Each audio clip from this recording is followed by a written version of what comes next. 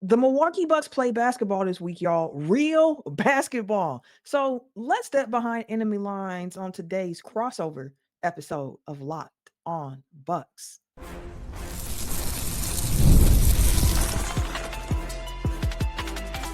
You are Locked On Bucks, your daily Milwaukee Bucks podcast, part of the Locked On Podcast Network, your team every day.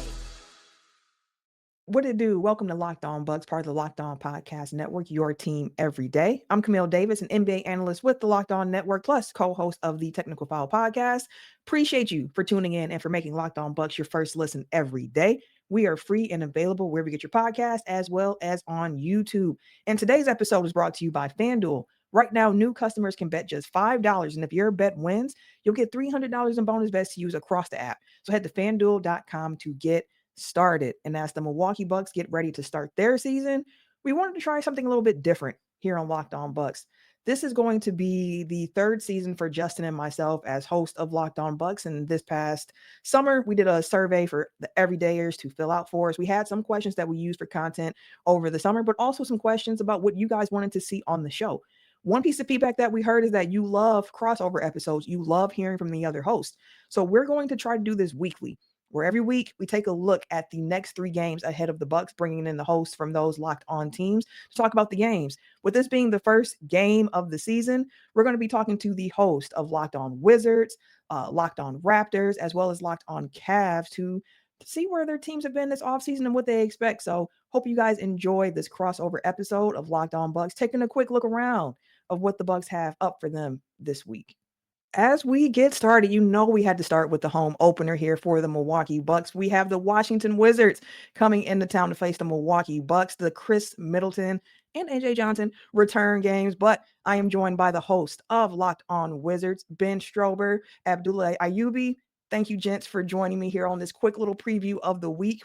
We have to start here as Locked On Bucks. The big focus for us is going to be Khris Middleton, 22, making that return to the team this year. Probably going to be emotional. I know I said I'm going to have my Khris Middleton jersey on. My eyes are probably going to be a little misty that night. But with this being a younger team and Khris Middleton, along with CJ McCollum being like the vets on your team, what is the expected role for a Khris Middleton and by proxy, the other vets on your team? Why don't we start with you, Ben?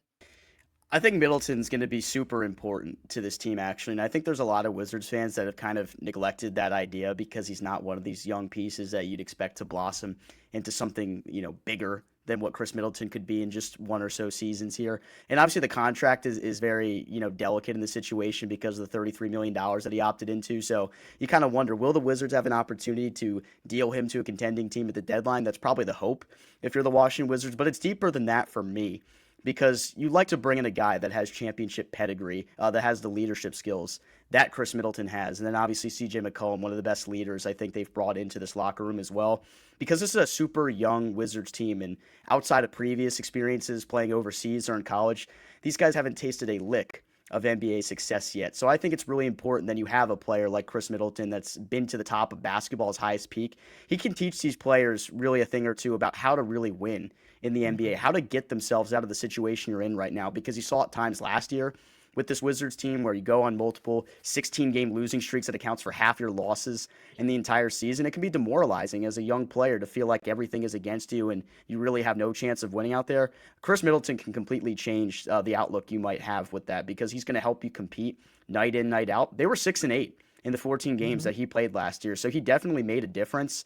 And I just love the ability he has actually as a playmaker because of his basketball IQ. He's got the knowledge and experience that a true pro has, and it really was on the tape first game of the preseason. You saw him actually operating out of the pick and roll to get Alex Sarr some opportunities. So you need a player like that that can help create for some of these young players on this team so they can develop into what they need to be for the Wizards to take the next step as an organization. Yeah, I think he's going to be a great bet for you guys. AB, I actually was telling Ben before we got live here that I've been subscribed to Locked On Wizards since this trade was made because I'm a big Khris Middleton fan. I love 22, and I heard you guys talking a bit about him earlier in today's episode. Well, not today as people are listening to this since this comes out later, but ahead of your preseason finale tonight. And AB, you were mentioning just how, in addition to the playmaking, how if things are breaking down in the shot clock, you feel like Khris Middleton could be one of those guys along with CJ McCollum who can have the ball in their hands and make something of it. And on a young team like this, where you do have these vets, who are you looking to like to take that next step? Because it's a Washington Wizards team that, as mentioned, lost quite a few games last year. 18 wins last year. So a year now where you have a lot of young talent, a lot of guys who are looking to take that step. Who are some of the other names on this team that Bucks fans might not be as familiar with, but that are in that young group of guys that you're looking to of like, hey, maybe one of these guys could be a franchise guy for the Wizards coming up? Yeah, quite a few games, Camille, is a nice way to put it for us Wizards fans out there. But going back to the young guys, I think this is a guy that's known, but I think a lot of people are still sleeping on Camille. Alex Sarr. I think Mhm. this past summer, I think work internationally, getting in preseason game as well. That first preseason game against the Toronto Raptors, he was very aggressive in the paint, and that's one thing that he harped on when me and Ben were at media day. He talked about how he wants to be more aggressive in the paint. He wants to take more closer shots in the paint area and just be dominant. He got stronger and taller this offseason. And I think a guy like Alex Sarr, Camille, especially with young scorers, hopefully on this team. Trey Johnson, me and Ben have a lot of stock in him, how he has a potential good shot at winning Rookie of the Year this year. He's going to be taking a good amount of shots, but also defense will be drawn to him, but also gives up opportunities for Alex Sarr in the paint. The pick and roll, like Ben mentioned, with Khris Middleton, CG McCollum. Defensively, Camille, this past summer league, he broke the summer league record with 8 blocks in the game. I understand it's summer league, but last year, Still. a lot of people were calling this guy a bust after a couple summer league games, and now it's like he's doing his thing in summer league, and we're hoping that it translates into year two. And the shot selection, the shot diet, Ben and I talked about in today's episode, where you want to make sure that you're taking more shots inside the arc. As much as we love that 3-point shot in the NBA, it's all about 3-point shooting. If he's taking that 3-point shot, there's no one out there going inside to rebound because he's the tallest guy on the court. So I think it all starts with Alex Sarr, Camille. I think this kid could be a breakout player come year two. There's so many solid young players on this team. We're the third youngest team in the NBA going into this season. So going back to having Khris Middleton, CJ McCollum, they are important. I love the structure that Will Dawkins is building here, and I'm hoping that Alex Sarr come year two, a lot of people will be more give more respect to his name because last season there was just a lot of slander, and I understand it is what it is. But the kid came from Australia. The transition, it's quite difficult. Yeah, I think it was expectations too from with being that high of a draft pick where people expected to see something. And then there was a lot of talk about the draft class maybe not being as strong as others. So I think that the perception of Alex Sarr wasn't there. And he got off to a slow start for the year. But if people kept watching Washington games, which no offense, by the end of the year, a lot of people weren't. I was tuned into Washington games and you could see a growth in the way that he was playing. So with that being said, how he was playing. A focus for the Bucks this particular offseason was getting faster, getting younger, taking more three-point shots. They want to be out here running a more modern style of basketball. What can Bucks fans expect? And this is, of course, we're kind of hypothesizing now because all we have is preseason behind us. But what is the style of basketball that the Washington Wizards are going to be looking to actually play this upcoming season? Like, I watched the preseason game against the Knicks, and one of the commentators made a joke of, the Wizards are playing Mike Brown ball better than the Knicks are right now because they are playing with space. They're playing with pace. Ball movement is a big, big key for them in that particular game that I watched. So going into this season, Ben, like, what can you expect from the play style of the Washington Wizards? Yeah, they're going to play really fast. And the New York game was really just a glimpse. And, the caveat, of course, is the Knicks were not playing anybody in that game. So it was a much easier task for Washington to look faster on paper and to really have a solid outlook. Or output, I should say, offensively. Because first game, they struggled quite a bit offensively. The Raptors applied a lot of full court pressure and heavy ball pressure, period. They were picking up right at midcourt, if not at full court. And the Wizards really struggled to get into their offensive sets. It was completely different in the New York game because they were able to actually push the ball really well in transition. That's the kind of team they're going to be because they're super athletic and young. You got guys with great speed, and now you add Cam Whitmore to the mix. He's a guy like you would not want to get in his way in transition. AJ Johnson, same thing applies for him. In the minutes where we will see him out there, we hope to see him soon. He's been battling an injury right now, and he hasn't got to play in the preseason. But everyone on this roster really has an opportunity to go out and push the ball in transition. And I'm glad you brought up the ball movement aspect because that was in our entire video today. This is completely different than the way the offense looked last year with Kyle Kuzma in the first half of the year, Jordan Poole for the entire year. Those guys, very different style of basketball. It doesn't really fit exactly what the Wizards are trying to establish right now. So I think now that you have more opportunities with the ball moving, you're going to get open shots for some of your players that you'd like to see get opportunities to shoot the basketball from the outside, like your number 6 overall pick in Trey Johnson. Keyshawn George, who came onto the scene late last year, and a lot of Wizards fans are super high on him to potentially break out this year in his second year. So I think they're going to be a lot more exciting in terms of the way they play offensively because they're going to look to push and transition. It's just going to be a matter of if they can really keep up with some of these other teams pace-wise because it's going to be difficult to do when other teams are scoring so much, and I think the Wizards are going to struggle rebounding as well, so that ultimately will probably hurt their opportunities to run in the regular season. Okay, let me ask you both a rapid-fire question before I get to my last question. What will be better for the Washington Wizards this season in your prediction, their offense or their defense? AB, what do you think? Yeah, I think last couple of seasons the Wizards just haven't been good defensively. That's been the theme here in DC. But I think offensively will be better. I think, like Ben mentioned, not having a guy like Jordan Poole or Kyle Kuzma on his team, a guy who takes a lot of shots, takes it away from the young guys. At one point, the way it exited for Kyle Kuzma just it wasn't right, and when it came to the development of the young guys, it was affecting chemistry on and off the court. But I think offensively, this team will play fast, and that's what we want to see. If we want to give up 130 points, let's score 135. I think that's the attitude. That's the attitude. No, I feel it. It has to be like that because Trey Johnson, I think, has the capability to drop 20 to 25 points a game as a rookie. CJ McCollum and Khris Middleton early on, they can give those 20 burgers. And I think Alex Sarr, AJ Johnson, a lot of these young guys, Keyshawn George, they can contribute. We'll just have to see how it pans out because the surplus of wings, Camille, that the Wizards have right now, it's absurd. There's a lot of guys on this team, and there's going to be an odd man out. Will Riley, a guy who against the Knicks had 17 points, he looked really, really nice and is underrated as a playmaker. And I already see Wizards fans saying that they want to see him be that lead guard. So a lot of headlines are going into the season, and by hopefully the trade deadline, we'll see how it all pans out. Ben, what about you? I'll keep it short and sweet. They're going to want to be defensively better, but they'll be better offensively. And the biggest problem they're going to have is they're not going to rebound the basketball very well. It was on full display in the first preseason game where they gave up 20 offensive rebounds. And ultimately, if you're giving up that many second chance opportunities, your defense is really going to suffer. It allows for guys to get open on kickouts when the ball is rebounded down low or a long rebound and the defense just breaks down. So they're going to struggle defensively for that reason alone. So offensively, they'll be a little better. Okay. And then my last question, I want you to answer this instinctively. Don't necessarily need an explanation because I think you guys did a good job of kind of setting the stage of what you expect of the Wizards this year to a certain degree. So now I have to put you on the spot. What type of team will the Wizards be come the end of the season? A lottery team, a play-in team, a playoff team? Lottery. All right.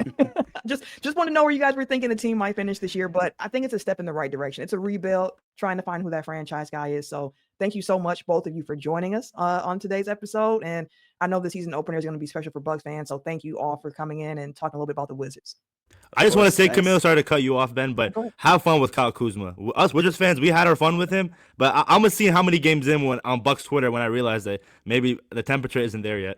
That happened last year already, AB. That happened last year. This summer has been a big thing about like trying to get Kuz to buy into better shot selection, being more of a playmaker, and just using his size defensively. And so we'll see how that turns out for the Bucks this upcoming year, using him more as a 4 than a 3-2, it seems like. So we'll see how it goes. But thank you both again for your time.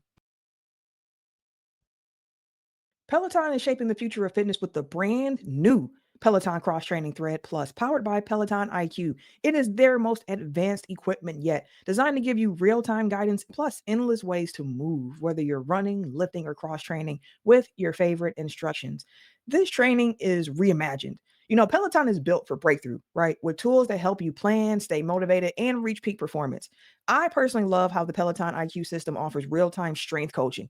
It actually tracks your reps, suggests the right weights, and it corrects your form, which makes every rep safer and smarter, which is key when you're working out at home. So let yourself run, lift, flex, and push forward. Explore the new Peloton Cross Training Thread Plus today at onepeloton.com. Let's be honest. All right. Let's keep it a buck. Most of us can't even name all of our financial accounts, let alone what they're worth. Between 401ks, savings, investments, it can be super easy to lose track. And that can mean leaving some money on the table. That's why I started using Monarch Money, an all-in-one personal finance tool that brings your entire financial life together in one clean, easy-to-use interface on your laptop or on your phone. One of the things I love about Monarch Money is that it's so easy for both me and my husband to see shared goals, make financial decisions together, see the money that's coming in and coming out. It's really good for collaborative tracking. All right. So don't let financial opportunities slip through the cracks. Use the code LOCKEDONNBA at monarch.com for 50% off your first year. That's monarch.com, code LOCKEDONNBA for half off your first year.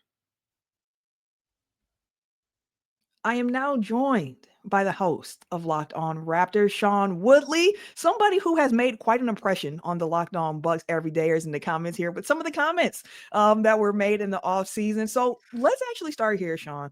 You were already pretty high on the Raptors this offseason and what their abilities were going to be for this upcoming season. Mm-hmm. Has preseason shown you anything differently, especially getting your first look at Brandon Ingram in a Raptors uniform? Yeah, I try not to get like too changed one way or another in my opinion on things by the preseason because it's just such like a non-basketball Yeah. context to evaluate things within. And the Raptors starters have played a grand total of like 15 minutes together in the preseason, confined to one game. And so, yeah, like I try to go into the season with basically the same thoughts I had going into the preseason. And yeah, like I think the team is going to be a lot better than maybe sort of the national consensus thinks. And I get it, right? No one's watched the Raptors for the last couple of years. They've been terrible. They've been trying to be terrible. And last season, they only won 30 games. And you might say, well, how are you going to jump into the mid 40s, in one off season after winning 30 last year? It's like pretty easy answer. Brandon Ingram did not play for the team last year. He's their best offensive player. That was very clear in the preseason, and he looked pretty good. He also looked, very importantly, very open to shooting threes. And if there is one thing I took from the preseason as far as, okay, this might carry over, stylistically, the team looks like they're going to take a lot more threes than they did have the last couple of years. And Ingram looks very bought in to playing as a spot up guy when he's not on the ball. And he's been pretty devastating, either with the catch and shoot three or attacking closeouts. He's done a lot of good stuff as a second side guy. And so, yeah, I feel pretty bullish on this team just through there's a couple of factors at play. I don't think it's like a great roster, a great team. The fit is a little bit wonky here and there with certain pieces, but the Eastern Conference stinks. There's a lot of really bad teams who I think are just going to stink out loud all year long. And I just think the Raptors are a team that's going to try really hard and has 11 or 12 guys who are going to be worthy of, nightly rotation minutes, or at least a look at the rotation. Guys will cycle in and out of the good books, I'm sure. But I just think, there's too many good players here for them to be a bad team in the Eastern Conference. And I don't think it's going to take a whole lot for them to be like a 44, 45, 46 win type of team. Okay. Okay. I feel the confidence coming through here. And you mentioned Brandon Ingram. We talked about him a little bit since he's like the real big new addition, so to speak, this season, since, as you mentioned, he did not play for the Raptors last year after that trade. But Scottie Barnes has been like that franchise guy for the team, or so it seems. What is the expectation for Scottie Barnes this upcoming season? I think it's going to be a season of sort of an evolution for Scottie Barnes, frankly. I think they maybe prematurely branded him as like the face of the franchise. You're the guy everything's built around. And I just don't think he's got that juice as an offensive player to be like the guy running a high-level offense. And I think we saw that play out pretty clearly last season. Doesn't mean he can't be a really effective player, though. And I do think playing with Brandon Ingram, look, it was a rocky road in the preseason. Scottie Barnes has shot 20% from the field in 3 preseason games. It's not been pretty. He's still finding where he fits into this Raptors offense. The fits with Jakob Poeltl and RJ Barrett and Emmanuel quickly have been a little bit smoother and cleaner, though they're still ironing out some kinks with the starting five as a whole. But I think Scottie's going to find his looks, and I think he's going to get unleashed more as a play finisher this year than he has in years past. If you remember any Raptors game last year, it was just so much Scottie Barnes with the ball in his hands, driving into just like a morass of bodies without a whole lot of space around him. He himself is not like this incredible initiator. He can do it a little bit here and there, but I think as like a play connector, as someone who's going to extend possessions when the ball comes to him, as opposed to having to create the initial advantage in possessions, I think he's going to really thrive. And I think he's just going to have like an easier shot diet to play with. I think his 3-point shooting volume is going to go down pretty significantly. They talked last year a lot about how it was a very experimental season for him. He tried a lot of stuff that probably is not going to be part of his repertoire going forward here on a team that's trying to be competitive. And I think we're going to see a lot of him as like a screen and dive guy, as a sort of a garbage man, dunker spot type thing. And you might say that sounds bad, but he's been a really good interior finisher throughout his career. He's always had a pretty good touch from the short mid-range. And I think operating as like a short roll guy, working from the free throw line as like a high elbow post up dude, inside out type of stuff, I think they'll be able to weaponize him quite a bit and just take the burden off of him and free him up to be, frankly, the sort of game-changing defensive player he was for long stretches of last year, too, where, the team wasn't good. They didn't perform terribly well on defense, though they were, I believe, 7th in the league in defense over the second half of the season, numbered 1 or 2 in the last 20 games where they had a pretty cream puff schedule. So, take that for what it's worth, but they were good even before that stretch in games that did still kind of matter. Scottie was essential to all of that. And so, yeah, I think it's maybe more of like a 2A, 2B type offensive role for him. And he becomes this really excellent defensive anchor for the team who does everything you need, switch on to guys who are small on the perimeter, defend the rim, force steals, create events, that type of stuff. I think it's going to be a season where Scottie Barnes maybe doesn't make good on the sort of, okay, this guy's the franchise guy and everything revolves around him promise that he felt like he had a couple of years ago. But I think he's going to end up being a pretty damn effective player who drives winning basketball. And frankly, that's all you could ask for. Yeah, it's one of those things too. You mentioned how last year Scottie Barnes kind of had free reign to just try whatever he wanted offensively. And sometimes being on a bad team, that's the benefit because it allows you to experiment and try things out in real games that you might not get the flexibility to do if you were on a team that was trying to contend. That's one thing for the Bucks with Kyle Kuzma that they have been really working on with him and trying to transition him onto the Bucks of like, hey, in Washington, you got to take whatever shot you want. And you saw that shot selection come over during the trade. And this offseason, it was a big focus for Kyle Kuzma of like shot profile, shot selection. The previous segment, I was talking with the guys from Locked On Wizards, and their last parting thoughts were just good luck with Kuz. And I was like, a different type of situation, a different type of shot profile. And I think you'll probably find that this year too in Toronto with Scottie Barnes being next to somebody like a Brandon Ingram, which brings me to my next question. You mentioned how the defense was picking up for them at the end of the year. Yeah. Last year on the whole, 26th best offensive rating, 15th best defensive rating for the Raptors. What gives you the confidence in this team this upcoming season to be a team that's in the playoff mix this year? Because as you mentioned, there are pieces, but there's also could kind of fit clunky together in real action. I think for me, look, I think the starters will be fine. I think there'll be like a slight positive in, sort of the most used lineup for the team over the course of the year. Not anything flashy. They're not going to be the death lineup, but I think they will scrape out pretty good offense with Ingram kind of helping the half court offense just have a little more finishing talent. That was their big issue. Like their half court offense, it generates a ton of good looks. They were, I think, 3rd or 4th in cleaning the glasses shot quality metric last year. They were that year before too. They just haven't been able to finish anything. They were one of the worst teams finishing at the rim last season. Again, I think you put Scottie Barnes closer to the rim in a lot of situations. Ingram's just been a good finisher from everywhere throughout his career. Emmanuel quickly only played 33 games last season. He's going to help with the 3-point volume and accuracy as well. I just think adding Ingram, having a healthy quickly, and just everyone kind of knocking down a spot in the pecking order offensively is going to help them come out of the mud on offense a bit. I don't think they're going to be like a top 10 half court offense by any means, but they were 25th last year. I think they can be something like 18th in the half court. And then you couple that with, they have been routinely, under Darko Rajakovic, top 3 in transition frequency. They get out on the run a ton. That was a huge point of emphasis in the preseason as well, more so even than seasons past. I think that's where the offensive improvement is going to come from. Defensively, I think they have an ethos. They know how they want to play. They're super high pressure, very aggressive, force turnovers to kind of drive that transition machine. And I think, again, Scottie Barnes as this sort of lonesome force at the back has been fantastic. Him and Jakob Poeltl last year, when they shared the floor, nearly 2,000 minutes together, they had the defense that would have been equivalent to the 3rd best defense in the NBA over the course of the whole season. When those two guys were on the floor, regardless of who they were playing with, and very often it was bad defensive players, RJ Barrett, Grady Dick, a whole bunch of rookies who played a quarter of the team's minutes last year.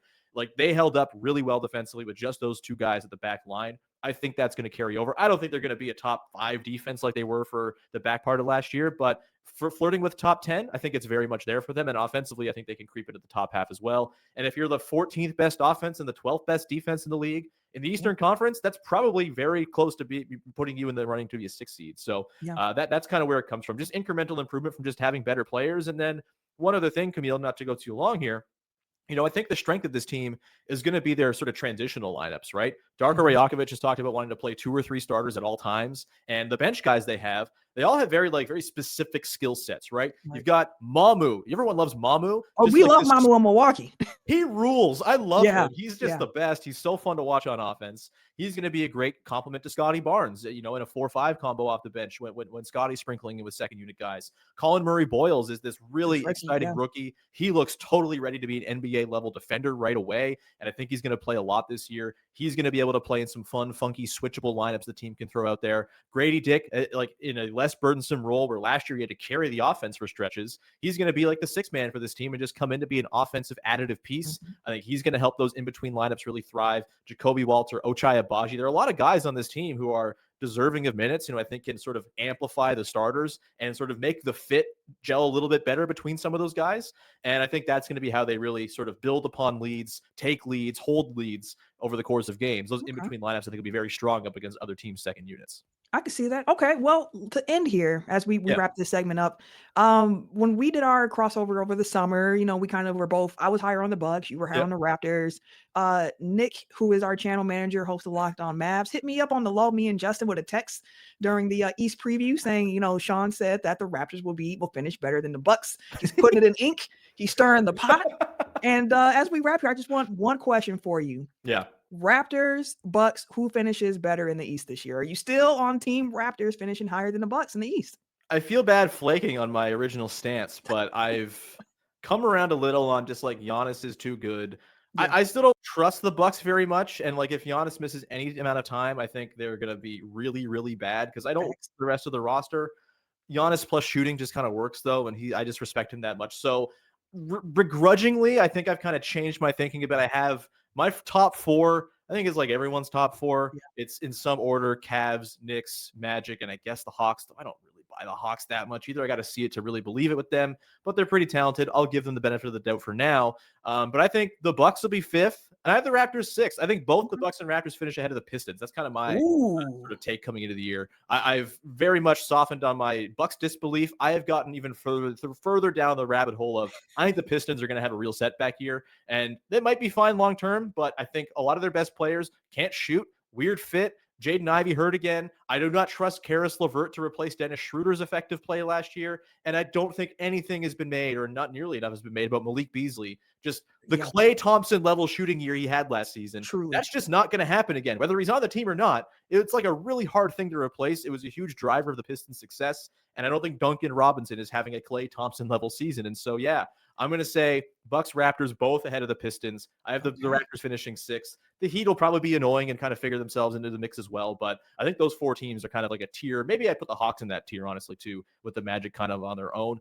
It's going to be a big mushy middle of the Eastern Conference. I cannot wait to watch all these very mid 40-something teams duke it out.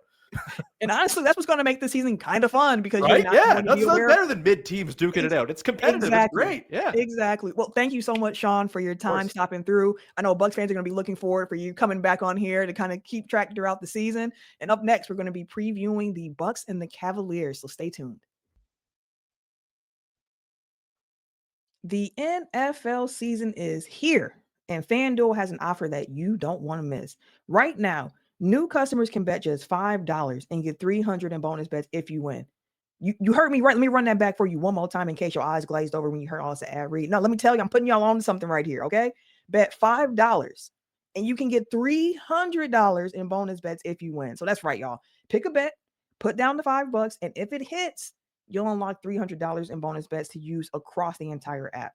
I love playing FanDuel because it gives me different ways to play the games, from parlays, player props. I can even follow the live lines during the games, and I love that. So whether you're a casual fan or you love digging into them stats, FanDuel makes the game day experience so much better. So what are you waiting for? Visit FanDuel.com to download the FanDuel app today and get started. And this is why it's the best time of the year. Not only is it football season, but basketball season is officially here. And nothing beats being in the arena for those opening games. So let's be real. Sometimes getting tickets can be a headache.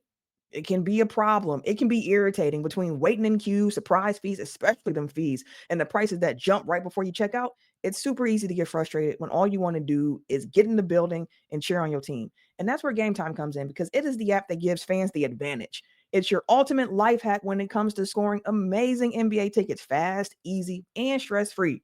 I love the fact that what you see on GameTime is what you pay. There are no hidden fees. And I could see exactly what the view from my seat was going to look like before I bought the tickets, because they have an in-app seat view feature. I love that. You can even find some NBA tickets for under $25. Take the guesswork out of buying NBA tickets with GameTime. Download the GameTime app, create an account, and use the code LOCKEDONNBA for $20 off your first purchase. Terms apply. That's code LOCKEDONNBA, LOCKEDONNBA for $20 off. Swipe, tap, ticket, and go. All right, last but certainly not least, the third game to preview here this week, Bucks at Cavs. Bucks and Cavs last year did not go in the Bucks' favor many times, but it is a new season here, and that's where I want to start. What's new with Cleveland? Because it's a Cleveland Cavaliers team that won 64 games last year, lost in the Eastern Conference semifinals to the Pacers this offseason. I mean, one big thing with that was Darius Garland, right? He was not healthy throughout the playoff run because of that injury, and he did get surgery on that left toe. So I want to actually start there, because Darius Garland is such a big part of what Cleveland does. What is the update right now on his injury, and when are you guys expecting Darius Garland to be back in the rotation? And also, I'm making a 3-part question off top for you. Oh, hell yeah. And also, how are you going to make that up while he's out of the roster or out of the rotation? So the most recent update that we got, and we are recording this on October 15th. So obviously things can change between right now as I'm speaking and when this podcast is actually published. But we got an update from Kenny Atkinson prior to the final preseason game, which was on Tuesday night, that Darius Garland participated in a basically like the stay ready 5-on-5 game. I don't remember the exact, he might've called it the extra work group, but you kind of know what I'm talking about. After shoot around on Tuesday, which was a step in the right direction for him. Doing 5-on-5 full contact, like that is certainly the place that you want to be. And of course, the very important part of that is, well, how does his body respond to that? Because that toe injury that he dealt with in the postseason last year was a fairly significant one that he, I thought his mobility was incredibly limited. Obviously, he was playing through a lot of pain, and he did need that surgery in June. And I think the Cavs are going to handle this relatively conservatively. This is a team that has the bigger picture in mind. They have very much pushed back on the whole, oh, well, the regular season doesn't matter notion. Like they're saying, no, the regular season does matter. But with guys like Darius Garland, with guys like Max Strus, who are both going to miss the start of the regular season, they're not going to rush any of them back, because having Darius Garland on the floor for the Cavs in October, does that get them closer to their goal of winning a title? I don't think so. And I certainly don't think that they think so either. So I expect them to be conservative. Like my best guess is that he is back at some point in November. I just don't think it makes sense to rush him back. The fact that October 14th is when he started playing 5-on-5 tells me he's probably still 2 or 3 weeks away. And hey, if you look at your calendar, 2 or 3 weeks from now is the month of November. So I think that's kind of what we're looking at for when we will see Garland suit up. As for how they're going to replace him, it's going to look a little bit different. The Cavs are going to start Donovan Mitchell at point guard, which is something that if you think back a couple of years ago when Garland missed about 6 weeks with a fractured jaw, we saw a lot of Donovan Mitchell at point guard, and the Cavs went like 17-1 in an 18-game stretch like that. So I think that's going to be a big part of it. And then stringing together the other minutes is sort of going to be by committee. I think there's going to be more on Evan Mobley's plate. They are going to be counting on Lonzo Ball to help a lot, and he's not going to be somebody that's playing every single night. Like he will not play in back-to-backs. And I know that Cavs Bucks for the Cavs is the first night of a back-to-back. It is Cleveland's home opener. So I would imagine that he plays in that one and not the next night in Detroit, but they'll be asking Lonzo Ball to carry some of that load coming off the bench. Craig Porter Jr., another guy who has been in the NBA for some time, hasn't really been able to crack the rotation yet as a former undrafted guy, but he could be asked to pick up some of that slack too. So it's kind of going to be by committee. They don't necessarily have, maybe if it were later in the season when Lonzo Ball is not limited minutes wise, it would be different. But at the start of the year, it's going to be, hey, Donovan needs to do a little bit more. Evan needs to do a little bit more. Lonzo Ball is here. Craig Porter Jr. All those guys are, I think, kind of morphed into the answer. That makes a lot of sense. And Lonzo Ball, when the Cavs acquired Lonzo this offseason, I was like, man, if he is healthy, that is a move that I like so much for Cleveland, because I feel like he's a perfect guard to put in the backcourt next to Spida, because he has a little bit of size. He can play the defense. He can be a playmaker as well. He just gives a lot. But over the offseason, the Cavs did lose a very big piece in Ty Jerome, a big staple of the bench unit there. How is the absence of Ty Jerome, do you think, going to be felt in this Cleveland Cavaliers team? And then how do the Cavaliers kind of try to figure out a way to kind of make up what they lost from Ty? Because for some people, like Ty Jerome, like who cares about a Ty Jerome? But he played a very vital part, I thought, for the Cleveland Cavaliers last season. Right. He was huge in the regular season. And even in that first round series against the Miami Heat, he had a terrific series. And against the Pacers, it was very, very bad. But as far as Lonzo goes, if Cavs fans are expecting Lonzo Ball to just come in and replace Ty Jerome, you're going to be disappointed. It's not that Lonzo's not a very good player, because he is. And I think Ty Jerome is a very good player. But I just think stylistically, those two are so different. If anything, think back to the way the Cavs looked a year from now. Or a year ago. I'm not talking how they looked in the playoffs. I kind of look at Lonzo Ball as a little bit of a Karis LeVert replacement. And LeVert was traded from the Cavs to the Atlanta Hawks in the deal that brought DeAndre Hunter back to Cleveland in February. And the Cavs, I don't want to say we're never the same after that trade, because I do think that was a talent upgrade, and it was a move that made a lot of sense for the Cavs in a number of different areas. But I do think they missed a little bit of the ball movement that Karis LeVert provided. They missed a little bit of the backcourt defense that Karis LeVert provided. And there were some lineups where it sort of could shift around how guys fit in positionally, that LeVert provided some of that flexibility. And I think Lonzo Ball provides a lot of that. I think one of the things he's going to be able to do is he's going to help guys like Sam Merrill, like DeAndre Hunter, play in position more. Like last year, DeAndre Hunter played a lot of his minutes at power forward. I would expect he's going to play the vast majority of his minutes at his natural small forward position. Sam Merrill played more minutes at small forward, which he is not a small forward. If you don't know that, he played more small forward minutes than shooting guard minutes. That's not going to happen this year. I think Lonzo Ball is a big part of that. I think defensively, he's going to be a big boost. And I think that this guy is somebody that is so unique in this role, because when you think of guys that are able to make the players around them better, you think of the high usage guys, you think of the stars, right? Like you think of Giannis, like he has made how many players for the Bucks so much better than they actually are as basketball players. I'm not comparing Lonzo Ball to Giannis. That would be foolish. But I think that the way that he can help to elevate the game of those around him is one of the best things that he can bring. So I don't think that there's like some direct replacement for Ty Jerome. I think the Cavs are going to try and get those points in a number of different ways. But I also think that the style in which they play with their bench units is going to be different. And I think that's going to be something that is more, it's easier to carry that into the postseason, because the sneaky thing the Cavs did with not only Lonzo Ball, but Larry Nance Jr. too, is their other offseason acquisition, is they don't have role players that can just be played off the floor in the postseason. Ty Jerome was a one-way guy. He was a very good offensive player. He was a cone defensively. Isaac Okoro, the guy they traded for Lonzo Ball, was a very good defender, but nobody was ever going to defend him in the postseason. Now, if you look at all of the Cavs role players, they're all guys that are two-way players, and I think that is the most important part of this team. Yeah, I love that because that makes a lot of sense. This NBA that we're evolving into, it's a pick on you league. So if there's someone with a weak link, other teams are going to pick on that until you figure out a way to either remove them from the equation or find a way to make it better where them picking on you doesn't make as much sense. So let me ask you this. A Cleveland Cavaliers team that was blowing the doors off of the East last year had a disappointment finish in the playoffs where the three ball wasn't really falling for them so much down the stretch there. But going into this season, I know there's a lot of conversation from even Donovan Mitchell mentioned at the end of last year's playoff, like, we know what the noise is going to be around us. We believe in ourselves. We know we got to go and do. What are you expecting from the Cleveland Cavaliers this upcoming season as like a best case scenario, worst case scenario, and then possibly where you think that they're going to finish this year? So I'll start with the negative side of things. Like, the Cavs are obviously, as we've talked about, dealing with some significant injuries. They're not going to have Max Strus in the lineup until 2026. I would expect he plays before the All-Star break, before the trade deadline. Sometime in January is probably when I would circle that he'll be back. Darius Garland, in all likelihood, is not going to be available at the start of the season. And they've got some depth to withstand those injuries, but they're also one injury away at the wrong spot to be like, things are getting pretty dicey pretty quick here. Now, it's a long season, and of course you would rather deal with those things at the start of the season than at the end of the season, but you also don't want to have a hole to dig out of. I think that worst case scenario is they're a top 3 seed. Maybe Orlando or Atlanta takes a jump up. I don't necessarily see it all the way with those two teams. And maybe New York just rides the postseason momentum that they had and they finish with the top seed in the East. So like, that is kind of worst case scenario for the regular season. I think best case scenario is right about where the Cavs were last year. I think that this is a team capable of winning 60 plus games again. Nobody saw 64 wins last year. I don't know that I see 60. I certainly didn't. Yeah.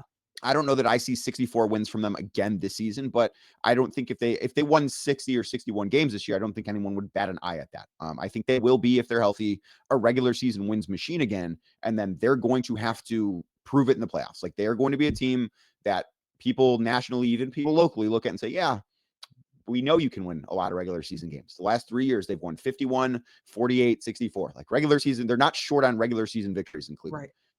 They need to prove it in the playoffs. And ultimately, that's what this year is going to be about. I expect them to be very good in the regular season. I expect them to probably go slightly over their win total, which I think is set at 56.5. Like, I do think that they'll be close to 60 wins. I don't think they'll be quite at 64. And I don't think they'll start off 15-0 this year the way they did last year. But I think that this is going to be a pretty good team if they can stay healthy.